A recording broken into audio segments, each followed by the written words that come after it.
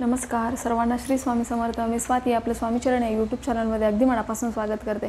बघा, आता श्रावण महिना संपतोय आणि शुक्रवारी आणि शनिवारी या दोन्ही दिवशी अमावस्या ही तिथी आहे.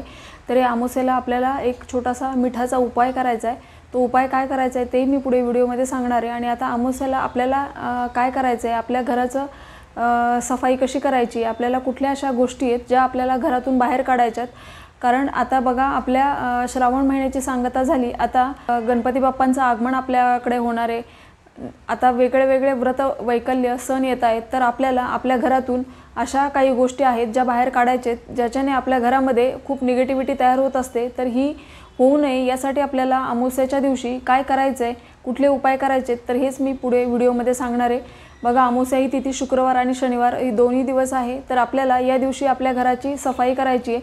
म्हणजे आपल्या घरामध्ये आपण सफाई ही वरचेवर केली पाहिजे. म्हणजे ज्या पण खराब झालेल्या वस्तू आहेत त्या आपण टाकून दिल्या पाहिजे. आणि जर एखाद्या आपल्याला वस्तू लागणार आहेत पण त्या आपण वापरत नसेल तर आपण त्या व्यवस्थित ठेवायला पाहिजे. तर याबद्दलचीच माहिती मी आज तुम्हाला सांगणार आहे. तर आपल्याला या दिवशी आपल्या घरामध्ये जे पण जुने कपडे आहेत किंवा बऱ्याच वेळेला असं होतं की इलेक्ट्रिक वस्तू आपण आणतो, घड्याळ असेल किंवा फोन असेल, इतर आपल्याला किचनमध्ये लागणाऱ्या इलेक्ट्रिक वस्तू आपण घेऊन येतो आणि त्या कालांतराने खराब होतात. मग त्या रिपेअर न करता आपण ठेवून देतो आणि दुसरी नवीन वस्तू घेऊन येत असतो. तर असं आपल्याला करायचं नाही आहे. आपल्या घरामध्ये ज्या पण इलेक्ट्रिक वस्तू या खराब झालेल्या असतील किंवा बंद पडलेल्या असतील तर त्या आपल्याला रिपेअर करून आणायचेत. आणि जर त्या रिपेअर होणार नसतील तर त्या आपल्याला टाकून द्यायचेत. कारण इलेक्ट्रिक वस्तू या खूप मोठ्या प्रमाणात निगेटिव्ह एनर्जी तयार करत असतात. तर अशा खराब झालेल्या इलेक्ट्रिक वस्तू या आपल्याला चुकूनही आपल्या घरात ठेवायच्या नाही आहेत. त्या आपल्याला लवकरात लवकर बाहेर काढायचेत. अमावस्येच्या दिवशी आपल्याला आणखीन एक गोष्ट करायची, ते म्हणजे आपल्या घरामध्ये बघा, आपण जरी अमावस्याला पण आवर्जून आपल्या घराची डीप क्लिनिंग करायची आहे. कारण आपल्या घरामध्ये जेव्हा पण जाळी जळमटं होतात तर त्या जाळी जळमटं ही खूप मोठ्या प्रमाणात नकारात्मक एनर्जी तयार करत असतात. छतावर किंवा फॅनच्या तिथे जिथे पण आपण रेग्युलर आपला हात पोचत नाही अशा ठिकाणी ते जाळ्या विणायला सुरुवात करतात. तरी अशा जाळ्या ह्या खूप मोठ्या प्रमाणात निगेटिव्ह एनर्जी पसरवत असतात, खूप मोठी नकारात्मक एनर्जी या तयार करतात. तर त्याच्यामुळे आपल्याला आपल्या घरामध्ये जाळी जळमटं होऊ द्यायची नाही आहेत. आपल्याला वरचेवर सफाई करायची असते. तर या अमावस्येच्या दिवशी आपल्याला ही गोष्ट आपण शुक्रवार शनिवार आवर्जून करावी. आणि जर वर्किंग असतील त्यांना हे या दिवशी शक्य नसेल तर ते रविवारीही करू शकतात. पण बघा, अमावस्येच्या दिवशी ही आपल्याला आपल्या घरातील तुटलेल्या वस्तू, खराब झालेल्या वस्तू या आवर्जून बाहेर काढायच्या असतात. तर अशी जाळी जळमटं ही आपल्याला आपल्या घरात होऊ द्यायची नाही आहेत. आणि जर झाले असतील तर ते आपल्याला साफ करून घ्यायचे. दुसरं म्हणजे बंद पडलेलं घड्याळ हे आपण आपल्या घरामध्ये कधीही ठेवू नये. आपल्या वास्तूमध्ये बंद पडलेलं घड्याळ असू नये. जर असं बंद पडलेलं घड्याळ, भले ते रिस्ट वॉच म्हणजे हातात घालायचं घड्याळ असू किंवा ते भिंतीवर लावायचं असू, दोन्हीपैकी कुठलेही असेल, ते बंद पडले असेल तर ते आपण त्वरित रिपेअर करून घ्यावं. किंवा मग जर ते रिपेअर होणार नसेल तर ते आपल्याला टाकून द्यायचे. तर अमावस्येच्या दिवशी आपल्याला आणखीन एक गोष्ट करायची, ती म्हणजे चिरलेल्या वाट्या, पेले, ग्लास किंवा भांडी, कुठलेही भांडी, काही भांडे खूप जुने असतात किंवा काही आपण आत्ताच आणलेले असतात पण ते लवकर खराब होतात. तर असे चीर पडलेले किंवा तुटलेले कपबशी असते बघा, आणि कपबशीचा कप ठीक असतो आणि त्याचा दांडा तुटलेला असतो. तर असे कप पण आपल्याला आपल्या घरामध्ये ठेवायचे नाही आहेत. तर असे कप पण घरामध्ये खूप मोठ्या प्रमाणात निगेटिव्ह एनर्जी तयार करतात. तर अशा तुटलेल्या जर वस्तू आपल्या घरामध्ये असतील तर आपण त्या रिपेअर होणार नसतील तर त्या आपण टाकून द्यायचेत. दुसरं म्हणजे आपल्याला या दिवशी एक छोटासा उपाय करायचा आहे. ते म्हणजे आपल्याला आपलं संपूर्ण घर हे मीठ आणि गोमूत्र आणि थोडीशी हळद पाण्यामध्ये मिक्स करून याने आपल्याला आपल्या पूर्ण घराची फरशी ही पुसून घ्यायची आहे. कारण बघा, मिठाच्या पाण्याने फरशी पुसल्याने आपल्या घरामधली सकारात्मक ऊर्जा ही वाढवण्यास मदत होत असते. आणि ही गोष्ट आपण दररोजही करू शकतो. मला जर शक्य झालं तर तुम्ही दररोज फरशी पुसायच्या पाण्यामध्ये थोडंसं मीठ, 1 चमचा मीठ, थोडीशी हळद आणि थोडंसं गोमूत्र हे मिक्स करून आपण याने फरशी पुसावे. तर याच्याने आपल्या घरातील निगेटिव्ह एनर्जी ही कमी होण्यास मदत होते.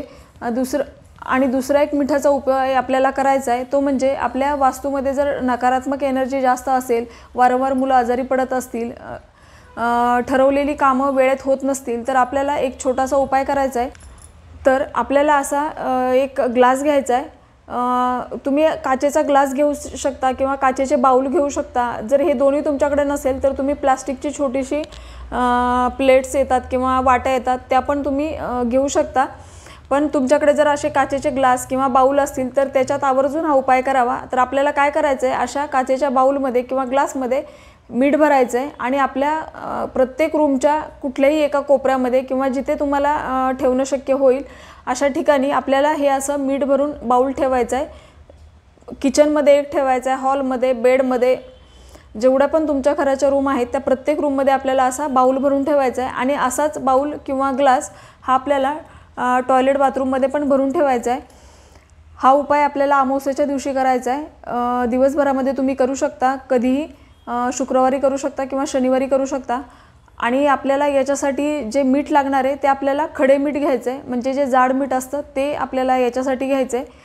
तर हे आपल्याला आपल्या प्रत्येक घराच्या रूममध्ये ठेवायचं आहे. आणि आपल्याला याच्यामध्ये 2 लवंगांचे तुकडे आणि 1 कापूरचा तुकडा असं आपल्याला टाकायचं आहे. बघा, अशा पद्धतीने आपल्याला याच्यामध्ये 2 लवंगा टाकायचे. लवंगा ह्या अखंड असाव्या, त्याला असं वरती फूल असतं, अशा फूल असणाऱ्या तुटलेल्या लवंगा घेऊ नये. तर प्रत्येक वाटीमध्ये आपल्याला अशा 2 लवंगा टाकायचे आहेत. त्यातल्या प्रत्येक रूममध्ये हे असं भरून ठेवायचं आहे. याच्यामध्ये छोटीशी 1 कापराची वडी पण आपल्याला टाकायची आहे.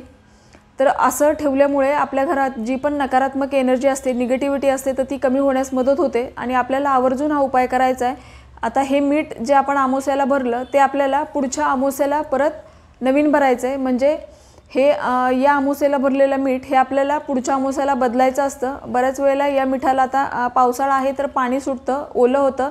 तर त्याच्या आधी जर ओलं झालं तुमच्या लक्षात आलं तर तुम्ही त्याच्या आधीही बदलू शकता. आणि आपल्याला परत नवीन मीठ याच्यामध्ये भरायचं आहे. परत 1 कापराची वडी आणि 2 लवंगा याच्यामध्ये टाकायचे. बघा, आपण हे एकदा वापरलेलं मीठ हे आपल्याला परत वापरायचं नाही आहे. तर ते आपल्याला हे वापरलेलं मीठ हे आपल्याला आपल्या बेसिनमध्ये टाकायचं आहे. त्याच्यात पाणी सोडलं की ते विरघळून जातं. तर हे आपल्याला आपल्या वॉश बेसिनमध्ये टाकायचं आहे. असं हे मीठ आपल्याला चुकूनही आपल्या टॉयलेटमध्ये टाकायचं नाही आहे. ही एक आपल्याला काळजी घ्यायची आहे. जरी आपण टॉयलेटमध्ये मिठाचा बाउल ठेवणार असू तरी ते बदलताना ते पण मीठ आपल्याला टॉयलेटमध्ये टाकायचं नाही आहे. जेव्हा पण आपण त्या ग्लासमध्ये दुसरं मीठ भरणार तर ते आधीचं मीठ हे आपल्याला बेसिनमध्येच टाकायचं आहे. पाणी सोडलं की ते वितळून जातं. असं हे मीठ आपल्याला चुकूनही टॉयलेटमध्ये टाकायचं नाही आहे. तर अशा पद्धतीने आपल्याला हा मिठाचा उपाय करायचा आहे. आणि बघा, हा खूप प्रभावी उपाय आहे. प्रत्येकाने आपल्या घरामध्ये करावा. आणि याच्यासाठी काही वेगळे नियम नाही आहेत. तुम्ही तुमच्या रूममध्ये जिथे कुठे जागा असेल तिथे तुम्ही हे ठेवू शकता.